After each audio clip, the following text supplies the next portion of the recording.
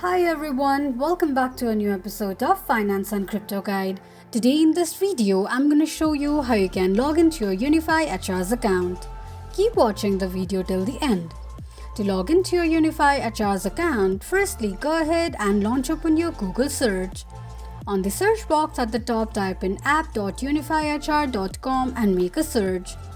You'll end up on the login page of Unify HR's account. To sign in, enter your username and password associated with your Unify HR's account and tap on Sign Me In.